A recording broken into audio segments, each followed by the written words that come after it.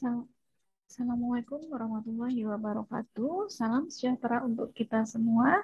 Kali ini kita masuk pada mata kuliah pembangunan berkelanjutan untuk pertemuan kedua, yaitu di sini topiknya mengenai 17 tujuan pembangunan berkelanjutan.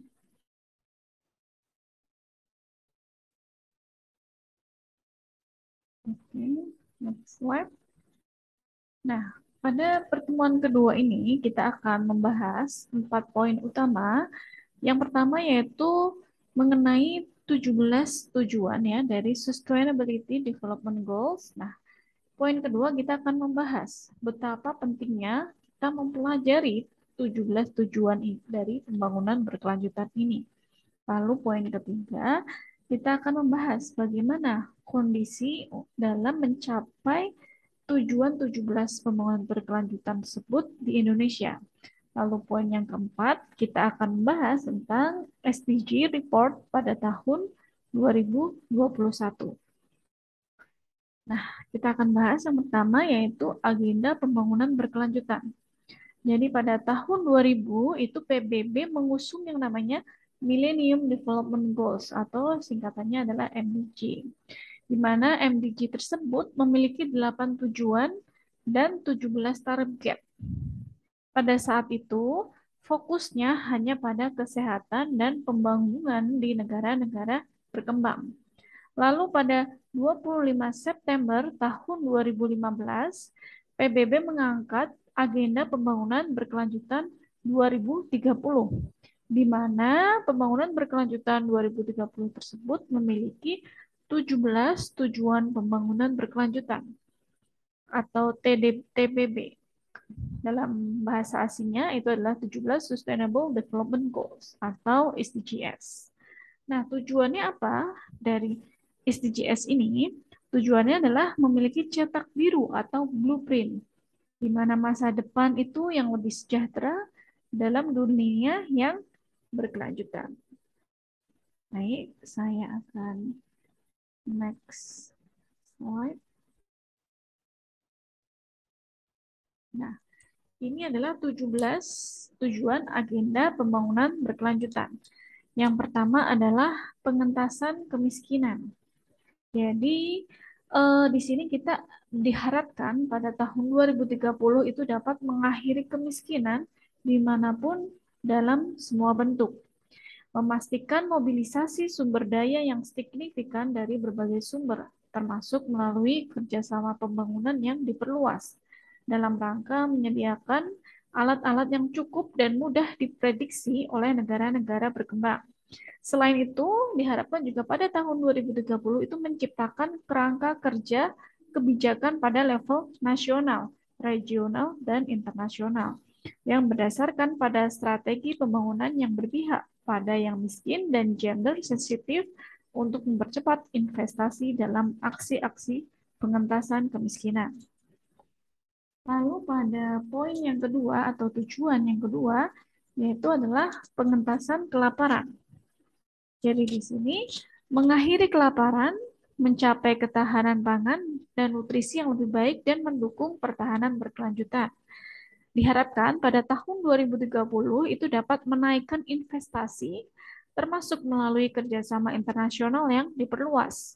Selain itu memperbaiki dan mencegah pembatasan perdagangan dan distorsi dalam pasar agrikultural dunia, termasuk melalui penghilangan bersamaan dari segala bentuk subsidi ekspor agrikultur dan semua ukuran ekspor lainnya yang memiliki efek yang sama sesuai dengan mandat putaran pembangunan Doha.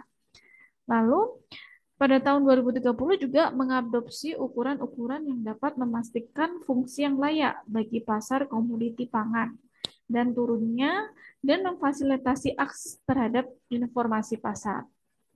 Sedangkan tujuan yang ketiga itu adalah hidup sehat dan sejahtera. Jadi pada tahun 2030 diharapkan memastikan kehidupan yang sehat dan mendukung kesejahteraan bagi semua untuk semua usia. Menguatkan implementasi dari kerangka kerja konversi WHO mengenai kontrol terhadap tembakau di semua negara sebagai layaknya. lalu mendukung riset dan pengembangan dari vaksin dan obat-obatan untuk penyakit menular dan tidak menular. Lalu secara substansial meningkatkan pendanaan dan untuk perekrutan pengembangan, training, dan daya serap tenaga kerja kesehatan di negara-negara berkembang.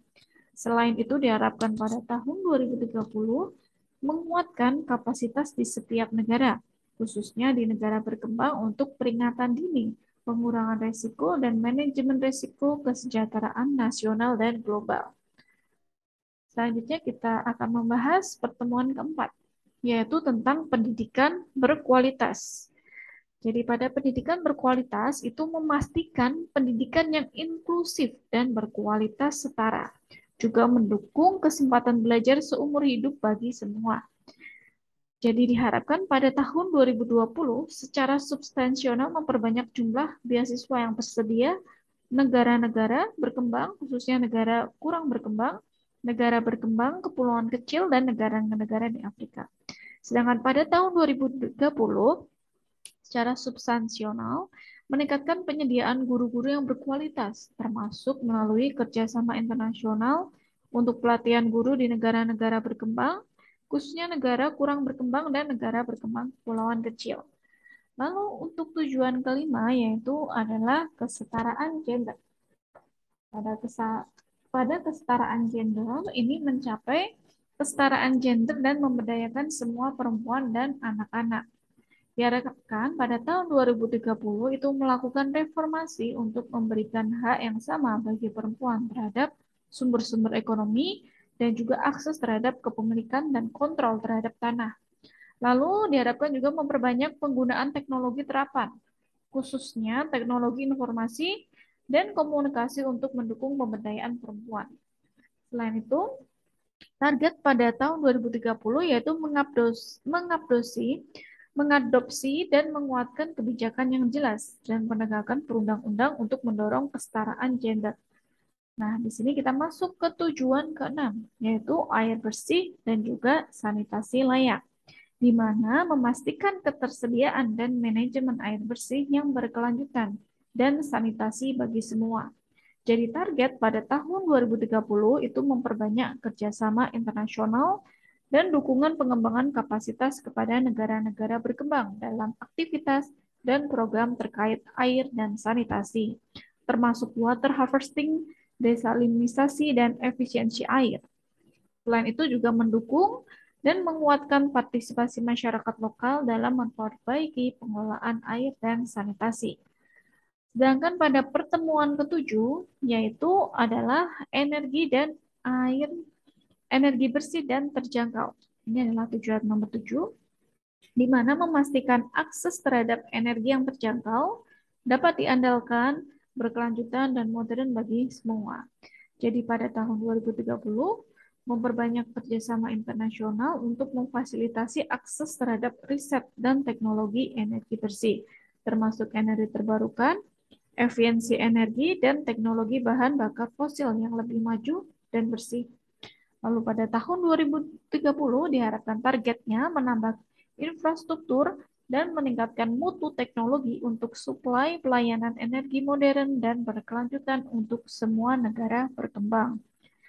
Pada poin 8 memiliki tujuan pekerjaan layak dan pertumbuhan ekonomi, di mana mendukung pertumbuhan ekonomi yang inklusif dan berkelanjutan, tenaga kerja penuh dan produktif, dan pekerjaan yang layak bagi semuanya.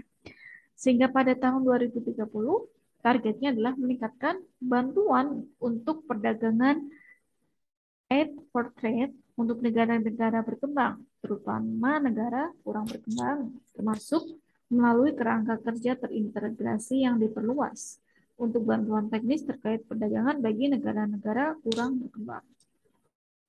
Tujuan nomor 9 adalah industri, inovasi, dan infrastruktur. Di sini adalah membangun infrastruktur yang tahan lama, mendukung industrialisasi yang inklusif dan berkelanjutan, dan membantu perkembangan inovasi. Jadi pada tahun 2030 itu memiliki target memfasilitasi pembangunan infrastruktur, mendukung pengembangan teknologi domestik, riset dan juga inovasi, dan juga secara signifikan meningkatkan akses terhadap teknologi informasi dan komunikasi. Lalu poin nomor 10 atau tujuan nomor 10 yaitu berkurangnya kesenjangan. Di sini adalah mengurangi ketimpangan di dalam antara negara. Jadi pada tahun 2030 itu memiliki target mengimplementasikan prinsip perlakuan khusus dan diferensial untuk negara-negara berkembang. Selain itu juga mendorong bantuan pembangunan resmi atau ODA dan aliran finansial, termasuk investasi asing langsung FDI, untuk negara-negara yang paling membutuhkan. Untuk tujuan nomor 11, yaitu adalah kota dan komunitas berkelanjutan. Nah, di sini kota dan komunitas yang berkelanjutan adalah membangun kota dan pemukiman inklusif, aman, tahan lama, dan juga berkelanjutan. Jadi pada tahun 2030 targetnya yaitu mendukung hubungan ekonomi, sosial, dan lingkungan yang positif. Lalu pada tahun 2030 juga memiliki secara substantif meningkatkan jumlah kota dan pemukiman yang mengadopsi dan mengimplementasikan kebijakan dan rencana yang terintegrasi menuju inklusif. Lalu juga mendukung negara-negara kurang berkembang, termasuk melalui bantuan finansial dan juga bantuan teknis. Kita masuk ke tujuan yang ke-12, yaitu konsumsi dan juga produksi yang berkelanjutan atau bertanggung jawab. Di sini memastikan pola konsumsi dan produksi yang berkelanjutan, yaitu dengan cara mendukung negara-negara berkembang untuk menguatkan kapasitas ilmiah dan teknologi, lalu mengembangkan dan mengimplementasikan alat untuk memonitor dampak pembangunan berkelanjutan, lalu merasionalisasikan subsidi bahan bakar fosil yang tidak efisien, yang justru mendorong konsumsi berlebih. Dan tujuan ke-13 adalah penanganan perubahan iklim. Jadi di sini mengambil aksi segera untuk memerangi perubahan iklim dan dampaknya, yaitu di mana mengimplementasikan komitmen yang dibuat oleh pihak-pihak negara maju kepada kerangka kerja Konvensi PBB mengenai perubahan iklim dengan tujuannya. Lalu mendukung mekanisme untuk meningkatkan kapasitas perencanaan dan manajemen terkait perubahan iklim yang efektif di negara-negara kurang berkembang dan negara berkembang kepulauan kecil dengan berfokus pada perempuan, remaja, dan masyarakat lokal serta marginal. Lalu yang ke-14 yaitu tujuannya adalah pada ekosistem laut. Jadi menjaga ekosistem laut, di mana mengkonservasi dan memanfaatkan secara berkelanjutan sumber daya laut, samudera, dan maritim untuk pembangunan berkelanjutan. Jadi di sini targetnya pada tahun 2030 itu meningkatkan pengetahuan ilmiah, menyediakan akses terhadap sumber daya kelautan dan pasar bagi nelayan kecil. Selain itu juga memperbanyak konservasi dan penggunaan yang berkelanjutan terhadap laut dan sumber dayanya. Seperti yang tertera di buku ya, The Future We Want, di mana masa depan yang kami inginkan. Lalu pada tujuan ke-15 yaitu mengenai ekosistem darat, diharapkan dapat menjaga ekosistem darat, melindungi, memulihkan, dan mendukung penggunaan yang berkelanjutan terhadap ekosistem darat, mengelola hutan secara berkelanjutan, memerangi desertifikasi atau penggurunan, dan menghambat, membalikkan degradasi tanah, dan menghambat hilangnya keanekaragaman hayati. Tujuan ke-16 adalah perdamaian, keadilan, dan kelembagaan yang tangguh. Di mana di sini mendukung masyarakat yang damai dan inklusif untuk pembangunan berkelanjutan, menyediakan akses terhadap keadilan bagi semua, dan membangun institusi-institusi yang efektif, akuntabel, dan inklusif di semua level. Dan tujuan yang ke-17 itu adalah kemitraan untuk mencapai tujuan yang berkelanjutan, di mana menggunakan ukuran implementasi dan merevitalisasi kemitraan global untuk pembangunan yang berkelanjutan. Target segi keuangan teknologi, pengembangan kapasitas, perdagangan, isu-isu sistematik seperti koherensi kebijakan dan institusional, serta monitoring dan akuntabilitas. Nah, berikut adalah logo ya, atau yang sering kita lihat 17 tujuan dari Sustainable Development Goals atau tujuan pembangunan berkelanjutan. Nah, nanti di sini akan ada link pada materi yang diberikan. Silahkan rekan-rekan bisa dapat mengeklik link yang di sini untuk menambahkan referensi atau pengetahuan tentang SDGs jadi tujuan global. Selain itu, di sini juga ada mengenai video ya tentang 17 tujuan SDGs. Rekan-rekan juga bisa klik link yang ada pada materi untuk menambah referensi atau pengetahuan. Nah, untuk pertemuan dua ini, tugasnya silahkan rekan-rekan bisa lihat di file RTEM CPS 201, tugas 1.A, di situ sudah dijelaskan ya mengenai pertemuan kedua, tugasnya, mulai dari tugas tertulisnya dan juga tugas untuk aktif di forum diskusi di Kolabor. Baik, cukup sekian untuk pertemuan 2. Selamat belajar. Dan salam sehat. Wassalamualaikum warahmatullahi wabarakatuh. Terima kasih.